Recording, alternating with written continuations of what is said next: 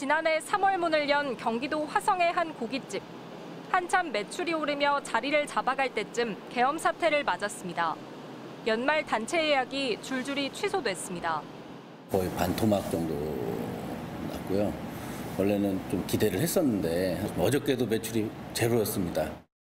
연말 특수를 기대했던 지난해 12월 하루 평균 신용카드 사용액은 오히려 전달보다 1,700억 원가량 줄었습니다. MBC는 국내 한 신용카드사와 함께 비상계엄 직후 일주일간 음식점과 술집의 신용카드 이용 금액을 분석했습니다.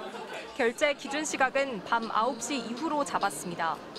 그 결과 전년도 같은 주와 비교했을 때 계엄 직후 사용 금액 지수는 주말로 이어지는 사흘 동안 이례적으로 큰 폭으로 꺾였습니다.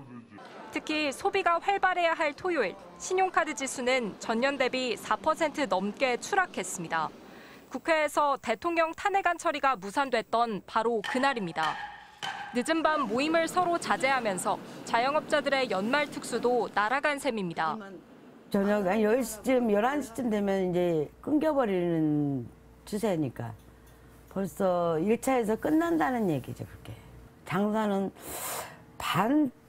반이라고 하면은 그나마 감사해야 될 것 같아요. 비상계엄 후 2달여. 위축된 소비 심리는 좀처럼 살아나지 않고 있습니다. 특히 12년 장사하면서 세월호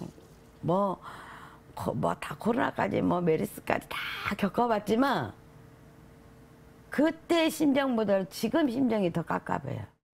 자영업자들의 어깨를 더욱 짓누르는 건 빚입니다. 지난해 대출금을 3개월 이상 갚지 못한 자영업자는 전년보다 35% 급증했고 채무 불이행자의 대출 금액도 전년 대비 7조 원 넘게 늘어 30조 원을 돌파했습니다. 정치나 경제 사회적 불확실성과 국민 소비자들이 소비 심리 위축, 그다음에 소비 침체, 환율 급등 같은 이런 물가 상승 등에 따라서 한국경제인협회 조사에서는 자영업자의 43%가 향후 3년 이내에 폐업을 고려하고 있다고 답했습니다. 올해 예상되는 애로사항으로 경기 침체에 따른 소비 위축을 가장 많이 꼽았습니다. 정치가 빨리 시끄러진 게 좀 끝나야 될, 그냥 끝나기만을 바라보고 있는 거예요. 그것도 하나의 또 희망이겠지. MBC 뉴스 송재원입니다. 서울 용산의 한 음식점. 비슷한 처지에 4사람이 모였습니다. 장사들이 잘 돼, 안 추운데 장사들이 안 돼, 추워.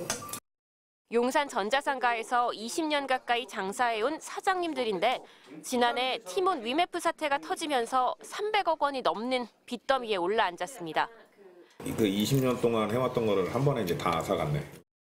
정부가 1조 6천억 원, 유동성을 공급한다고 발표할 때만 해도 고통의 긴 터널이 끝날 것만 같았습니다. 하지만 이마저도 누군가에겐 그림의 떡이었습니다. 상환 능력이 안 되는데 빚이 많은데 네가 그거 받아서 어디다 갚을 능력이 안 되니까. 그러니까 그거를 이제 지원이라고 표현하면 안 되는 거예요. 그 사이 물가는 더 오르고 소비는 더 가라앉았습니다. 온라인 판매망에 대한 불신까지 겹쳐 매출은 70%나 곤두박질 쳤습니다. 결국 폐업까지 고려해야 할 상황에 놓였습니다.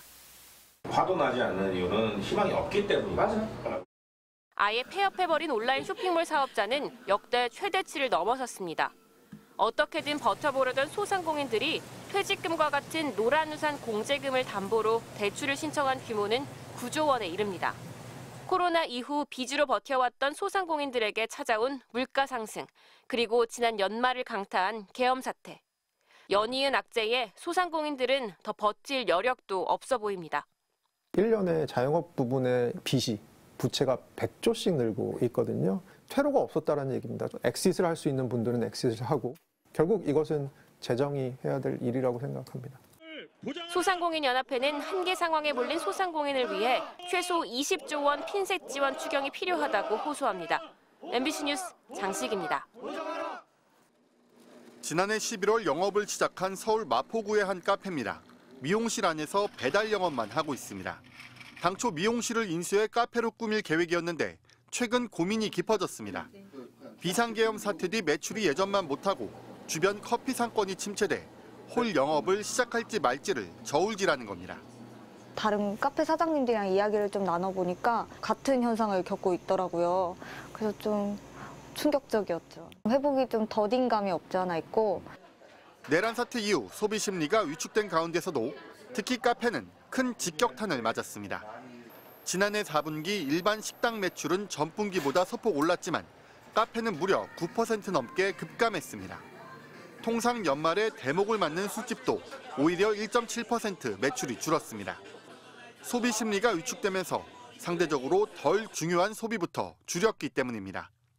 경제 정치 불안을 느낀 소비자들이 기호식품인 커피, 술 등부터 줄인 것으로 판단이 됩니다.